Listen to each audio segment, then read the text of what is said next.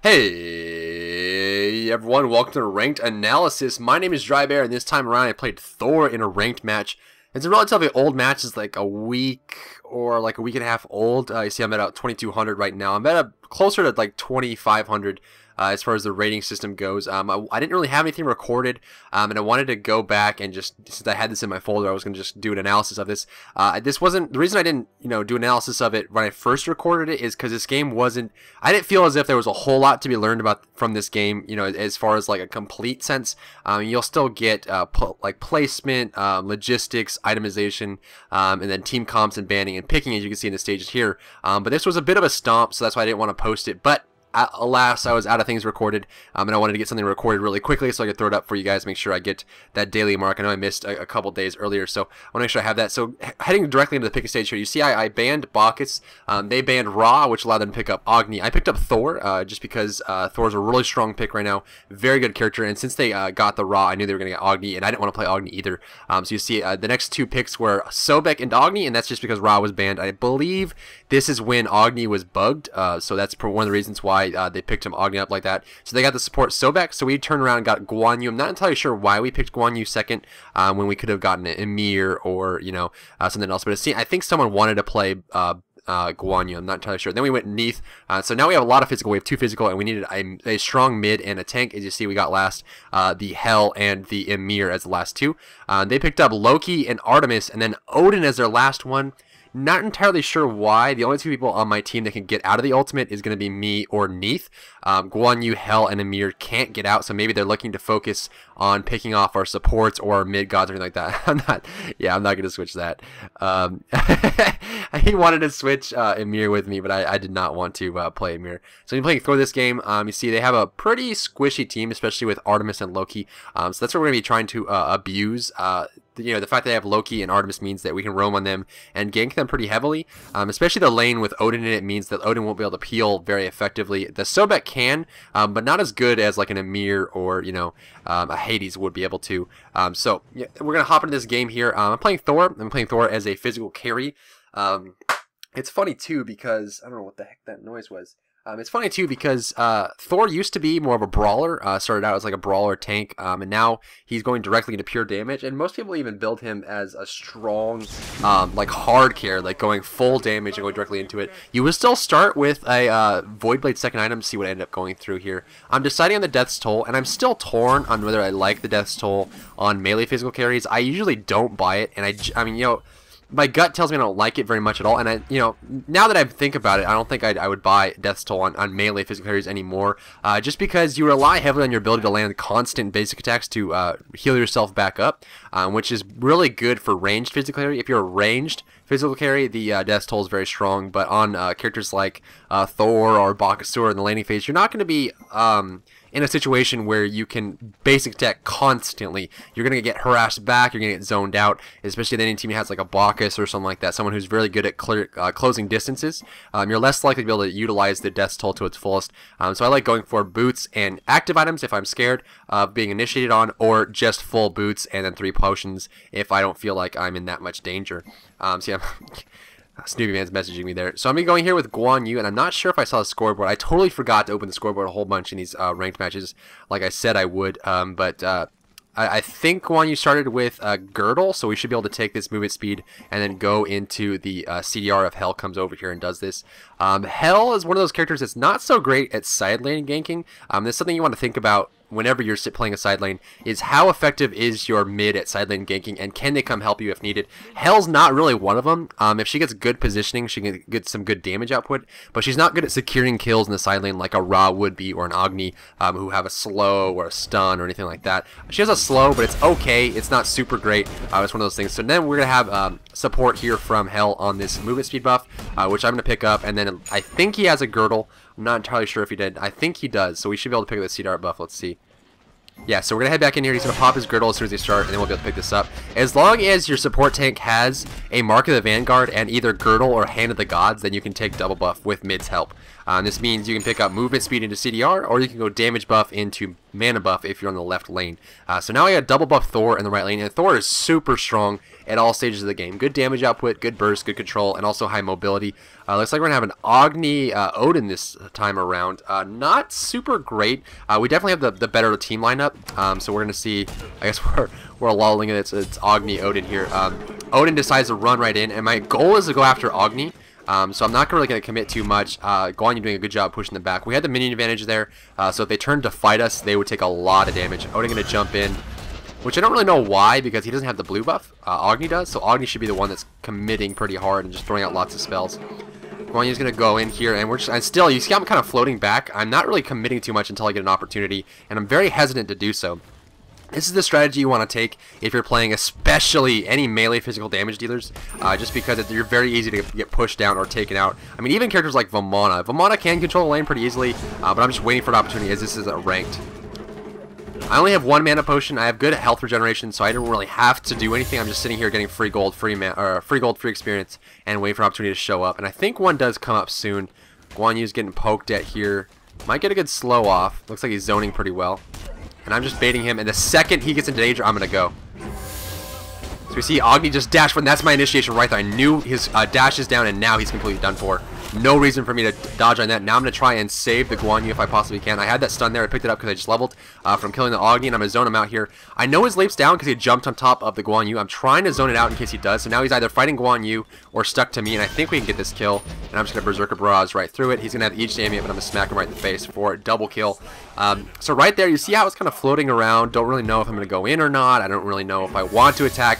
But the second Agni decided he was going to dash through the wave, I had him. I knew that was a really bad decision, and I was going to capitalize it immediately. And this is how you want to, you know, work yourself towards if you want to play at a high level, especially in MOBAs like SMITE. You need to have this switch inside of you where you can go from defense to offense instantaneously as soon as you see, you know, the proper you know, specifics of a situation that mean that you have the advantage. So I was kind of sitting there floating, waiting. Odin jumped in. I hit Agni a little bit. I was waiting on the side, but the second he dashed, I knew his escape mechanism was down, and he just dashed into a bunch of minions. So if I walk through his Path of Flames, I'll take some damage, but he'll take much more from my minions who are slamming into him the second he goes at that. So that was my opportunity there, and just capitalized on it immediately. And then I just made sure he didn't get away, and then I turned to zone out and help Guan Yu in case the Odin ended up picking him up. Again, I'm still playing kind of defensive. I see I have a good opportunity to pick him off here. That was a good stun. Guan Yu's going with his ulti. Kind of low here. I think I'm just going to pop my ultimate and try to go in on the Odin. It's like he's still going to get hit by that, unfortunately. And then he goes down. I have a wall which will stop him from dashing. I want to hit the backswing on this hammer as well. He's going to dash left, and looks like Guan Yu's going to back off. And I think I yelled at him here. Yeah, I think he bugged out, or his he was lagging or something. Because we could have killed that Agni pretty easily. Yeah, he said he couldn't walk forward, so we all messed up. Yeah, so it was all bad. So we kind of had him. Especially if you have a character like Agni who has a dash, you can block that with a wall, like Thor's wall. Which means I want to try to hit the backswing, and I missed it. I thought he was going to go left, he ended up going right. So I'm going to go back down here and just head on home. I got a good initiation there, and I think with the amount of gold I have, I should be picking up active items now. And there I go. Aegis, and I look at the scoreboard, I'm deciding whether I want sprint or beads. I look at them, and I'm kind of worried about the Loki ultimate, the Artemis ultimate, Sobek pulls, but I decide, since I got the early lead, and as long as I play careful, I can utilize the sprint a lot better. Just because not a lot of them have super hard CC, minus the Artemis stun, of course, probably one of the bigger ones. But beyond that, I'm not too concerned about anything, so I'll go directly into getting that sprint, which means I can position myself better and farm a lot quicker. So I'm going to pick up this movement speed. Movement speed is probably the best buff in the game, minus the fire giant buff, of course. I mean, movement speed and attack speed is super strong, especially on characters like Thor early on. You definitely want to, you know, fight tooth and nail to pick up that buff if you are playing a physical carry, because it is so good. And it's good, like, if you're playing mid on her, or mid Artemis, or mid Loki, the movement speed buff is so good, because it allows you to roam, go ganks, especially on her mid, who's so good at ganking the side lane, and Loki as well. Artemis not so much, but Loki and on her are very good at side lane ganking, and the movement speed will allow him to go lane to lane, but also, you know, attack quicker, which is very good. Start smacking these down. My second item choice is most likely going to be Void Blade. Like I said, this was like an older game. I think it's like over a week old. So I'm pretty sure I went for a Void Blade. Given the circumstances, I don't see why I would not go for a Void Blade with the Odin, the Loki, and the Artemis being very strong physical damage dealers. Plus the penetration will help me with all their damage dealers as well, penetrating that through. One benefit you'll see as well, if you're ever wondering why the Void Blade is core on melee physical carries and not necessarily core on ranged physical carries, is because the melee physical carries will be in damage range more often than the ranged physical carries because they can't sit back and attack. Also, the fact that since you are in... I missed the backswing just barely there. But since you are in melee range, you'll be applying the physical protection penetration aura to all enemies you're nearby, which means if I'm attacking somebody that Neith is also attacking, then I'll be able to benefit. She'll benefit from that because my aura will be reducing the physical protections around me. I see Loki coming over here. I'm gonna kind of zone it out as Agni goes into the middle lane. Try and block him here. I'm gonna hit him on the backswing. Not gonna be enough to kill him. Looks like I'm gonna pop my ultimate. I'm gonna get super cocky here. There's no reason for me to be diving this hard. We can go in on the Agni. Missed that one, unfortunately. He's gonna dash most likely, so I'm gonna back off, pull off the tower. Tower's gonna go to Guan Yu, which is much better at doing that. The backswing on my hammer just slams that down. He's gonna pop his sprint, but the stun should get him. I wanna make sure it does, and it does, so I'm gonna back off as Odin comes on through. I do have my Aegis Hammer in case he does go into that. But that was just me being hyper aggressive on the Loki, but I decided that I didn't want to do anything. I just want to blink out here as they come through. Always want to be very careful as a physical carry, especially Thor. They're making bear jokes in chat, as you can see. Nice bear, care bear, alive bear. I think this goes on the entire game. I think we're just like, who knew bear? Yeah, so that's gonna be that. I basically knew that I wasn't diving too hard on the Loki, so I decided since Neith was pushed up really hard in the mid tower, I was just gonna dive on the Agni and corner him. And then Guan Yu ended up coming from behind me, which was really good. So now we're winning the right lane, we're winning the mid lane, getting a lot of ganks out of that, and I'm pretty farmed at this point. You see, I did end up going for the Void Blade, which is really strong. I ended up popping the sprint as well because I needed to, you know, get out there, make sure I didn't get caught. As far as skill build goes, I like going for 1 first, maxing out my Mjolnir's and Tumor, and then going for my 3, and then my 2, and then my ultimate. Some people who, you know, the general consensus is if you can't hit the backswing consistently on your 1, you're better off going for your 3 because that will be more reliable damage. But if you can ever hit that backswing on the 1, the damage is so incredible on gods. I mean, you can. I think at one point I almost one-shot somebody in this game. Late game Thor with your 1, if you can hit the backswing, you can do, you know, upwards of 800, 900 damage with just that 1. Versus the Berserker Barrage, we would do like 400 or 500. So definitely a big difference in damage output if you can hit the backswing. That's the biggest key. If you can hit him on the way out and then on the way back consistently, then you're doing a really good job, which you can utilize with your 2. It's just harder to do on certain servers. I don't know if this is a EU server or not. I don't really remember. So I'm going to try and hit him on the backswing here. Missed that because he wiggled. He wiggle-waggled. At this point, Agni's missing. It looks like someone's coming over.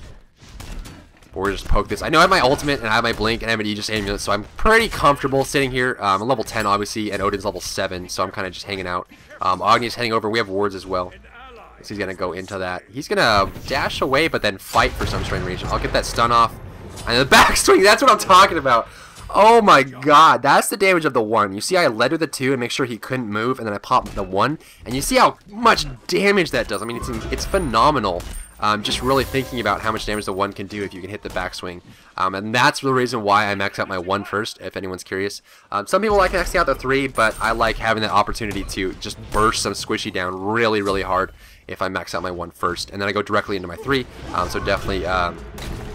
yeah, Hell's complaining because the game before this, I think I picked like Zeus or something, and I fed like really hard. So he was like, "Why didn't you pick Thor last game?" So he's gonna back off. Looks like Loki's coming over. So instead of backing in the middle of the lane, I'm just gonna end up blinking away just to be safe. Loki's really good at 1v1ing if he has all his cooldowns up, and I know he was mid, so I'm just being very careful here. Gonna try and finish off this Void Blade. As far as what after the Void Blade. Generally, you want to go for Devourer's Gloves, just because that allows you to farm more often and, you know, pick up objectives like Gold Fury or Fire Giant, or just, you know, go around and farm the map, especially when you have the stacks up. And having lifesteal is always a good thing. If you're going for more kills, it's generally good to go for a Titan's Bane instead. Given the circumstances of this game, I probably ended up going for a Titan's Bane just because I have a really good early advantage and I want to hold on to it. And getting a Titan's Bane will mean that I'm doing a lot of damage, almost true damage to everyone that I meet. Minus like Sobek, I think, would be the only one. So, you know, with the Void Blade and the Titan's Bane, I would be doing a bunch of damage to everyone that I ran into with almost no mitigation at all. So squishies like, you know, Artemis, Loki, or Agni would just be, you know, they couldn't really fight me at all ever, just because I would be, you know, so doing so much damage that it would be hard for them to face me. If I was, you know, even or even behind, I would most likely go for a Devourer's Gloves, just because it'll allow me to sustain myself in lane, farm longer. Just because when you're in lane, you take some harassment, you can keep hitting the wave and heal yourself back up, and then you can go and get objectives. You can go get, you know, whatever. You can go for like a Gold Fury attempt early on with that lifesteal. So I ended up getting a tower here. Go directly over this. I still have my Aegis aiming up, I have my sprint up, I have my wall up, I have my ult up. So I'm pretty safe to push like this. And often you'll see Thors do this where they'll just push really hard into a lane, because obviously if they're in danger they can just fly away. So Agni's going to be coming here. Agni gets finished there. I don't, there's nothing to kill, so I think I'm just going to go directly on this Odin and see what if I can do something about it. I'm going to block him with my body, make sure he can't get through that, and I blink away.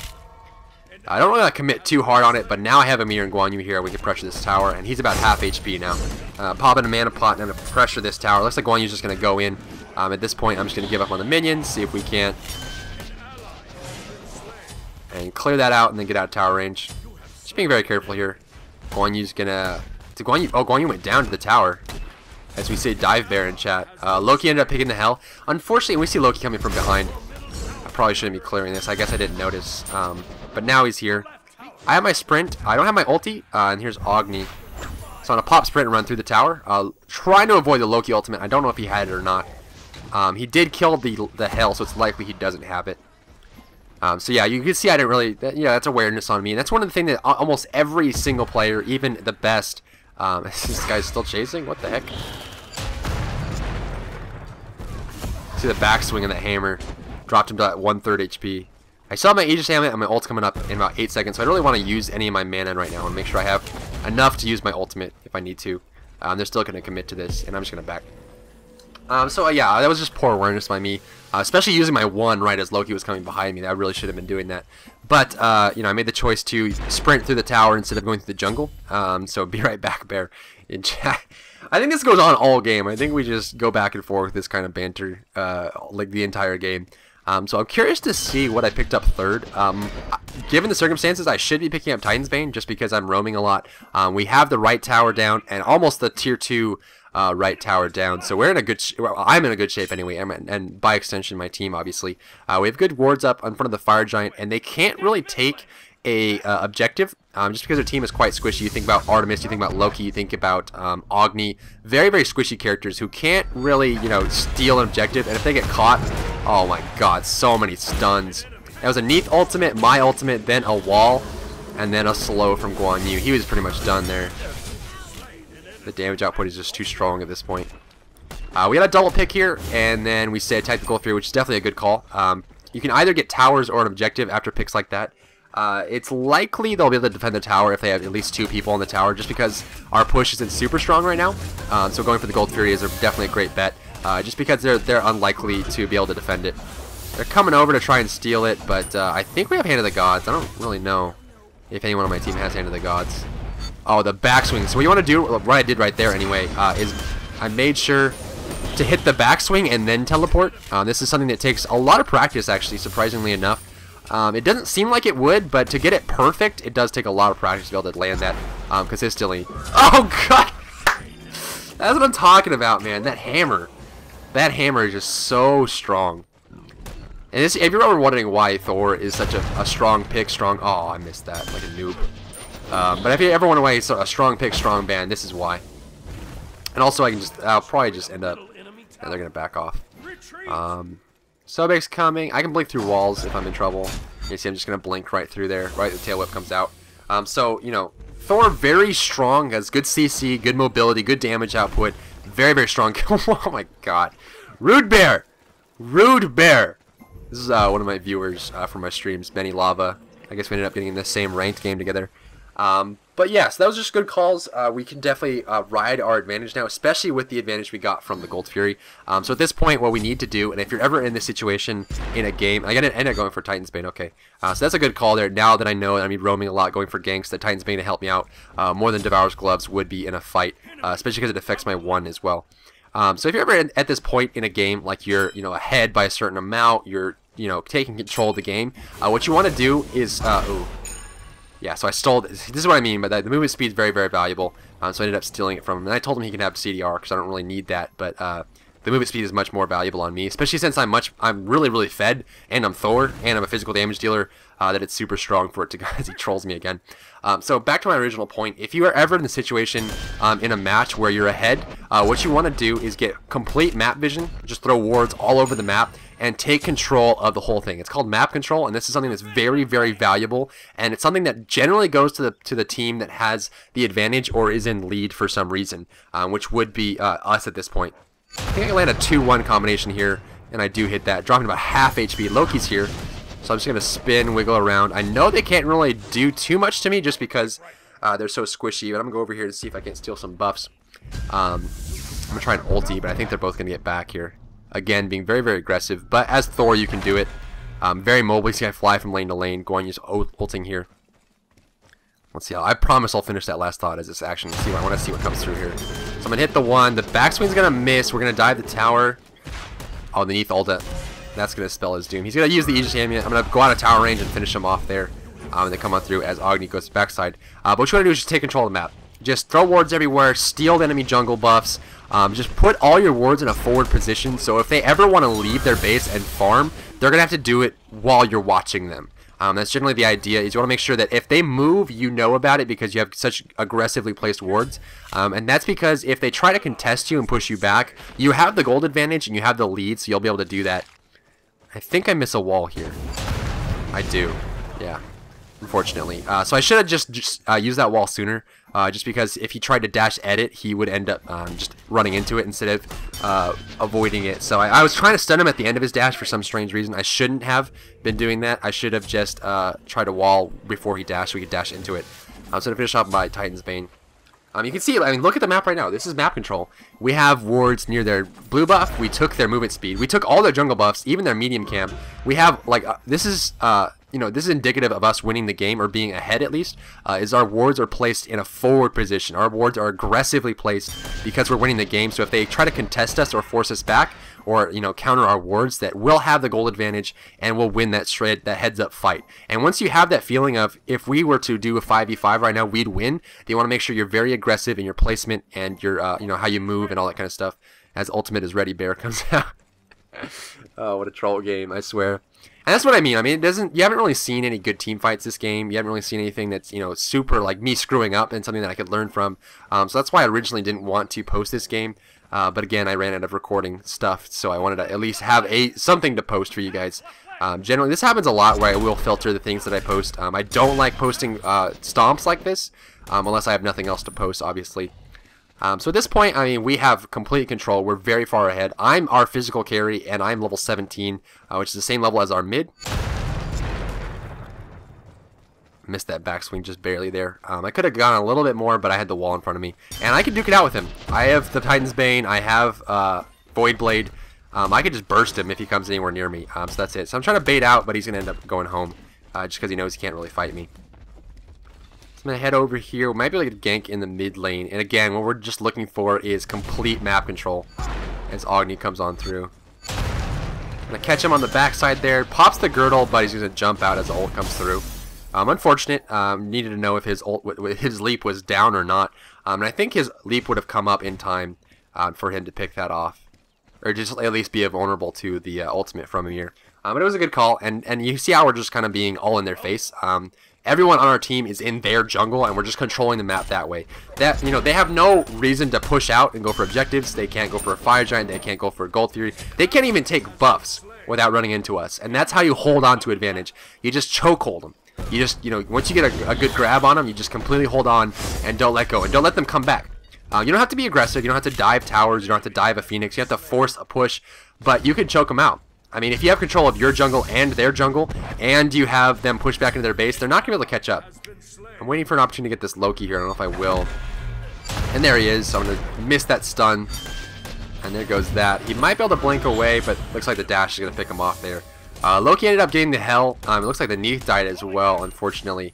This is one way to counter what we're doing, especially if we're moving around too much, is you can just group up. See how Loki and Artemis and basically their team went over to our side and grouped up on ours.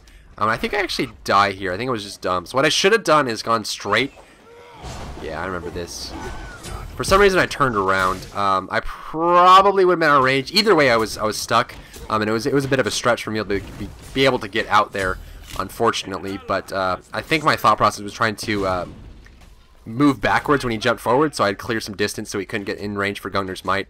I could use my Aegis Amulet, but either way, I was low enough where if I Aegis, I would have died afterward anyway, even if I avoided the Gungnir's Might. So it was close. I didn't really have a lot of mana. I probably would have Aegis if I had more mana, so that I could have bought time for my 1 to come back up so I can teleport again. But I didn't have enough mana for that, so I really couldn't have done anything. I should have kept more mana potions up sooner, but I just, you know, it happens. It's how it is. So it looks like they're going to go for a Gold Fury. This is really what you need to do. If you take any kind of small advantage during the game, definitely go for an objective or a bunch of towers if you can. The sound kind of skipping out a little bit as I alt-tab during the ranked match. Yeah, so that's basically it. What they're doing is very smart right now. They took a small advantage. They got, I think, 3 kills in the left lane. Especially me, that was a very big kill for them. You see I'm level 18. I'm the only level 18 in the game. But they try to go for the Gold Fury. I think they ended up getting it, but they're going to lose. Looks like 2 maybe. Neith might be able to pick up that Artemis. I don't know if she does or not. Odin goes down, Artemis goes down. So they got the Gold Fury, but they lost 2 players. So not really worth it. The Gold Fury will give your team about 1,500 gold as it's 300 per person. But losing those kills like that, especially kills like Odin and Artemis, who are very, you know, necessary for late game damage output, as Sobek goes down as well. Looks like they're doing work over there. So when I come directly over here and pick up this movement speed buff, again, very, very strong, especially on characters like Thor. So picking this up is very important. I might actually go... Yeah, so they're going for Fire Giant, so I have time before they get here so I can pick up another buff. Just going to wait. Yeah, so they're heading over here to get the Fire Giant. I'm going to clear this buff in the meantime, and then we'll meet up in front of Fire Giant. So we got a 3 kill there. And we also push them back into their base, and we still have map control, so we're going to go directly over here. I'm going to come over here because there's a big wave coming in on this tower, which will probably do a lot of damage, and they're all dead right now, so I'm going to come into the Fire Giant. But I wanted to make sure that tower didn't get pushed at all. Holding on to your towers is very important, especially with the golden experience they give and also the map control they give. You see how when they have a bunch of towers down and we don't, we have complete map control because we had this line of scrimmage that spans the middle of the map because of our towers. But when their towers are down, they can't really, it forces them back. You know how the right tower is down, all the right towers are down, and then the mid tower is down, which means that this side of the jungle that we're in right now is not really safe for them because they have no towers to run to. So I'm waiting for an opportunity to get this Agni. I want to wait until he dashes. It looks like he's not going. He's just going to get stunned by the Emir. I'm going to block his dash and get taken out there. Loki's kind of helping out, but Agni was just... And you see how like he had nowhere to go. He had nowhere to run. He was completely caught out. Once that tower went down, he was just stuck. And it's looking grimmer and grimmer. Is that a word, grimmer? It's looking more and more grim for the enemy team at this point. Just because we have complete map control. We're getting really good farm and all the right people. And kind of just holding them in on this. And this is how you want to win the game.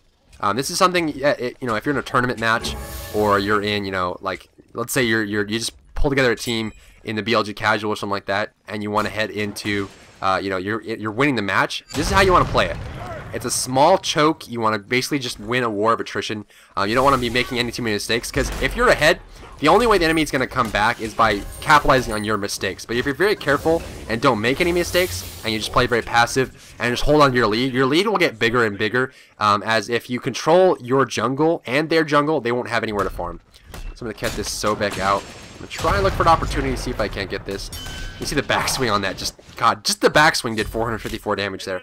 So about 700 damage done just for my 1, which is huge. I mean, it's just so much damage. They're going to surrender. I think I opened up the stats here so we can check this out. I think I did that. It looks like I did. Okay. So that's going to be a game. We ended up winning that. And that's just, you know, a factor of them playing the laning phase a little bit too weakly. And also their picks weren't so great.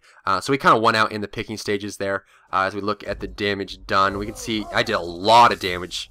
I did 5,000 more damage than the top damager on their team, and that's just Thor. That's literally just Thor. Thor is just so good at doing that.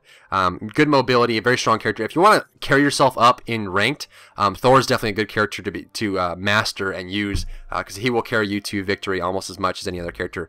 So thanks for tuning in, guys. Don't forget to rate, comment, and subscribe. I appreciate your views and subscriptions, and look forward to seeing you in my next video, possibly another ranked analysis.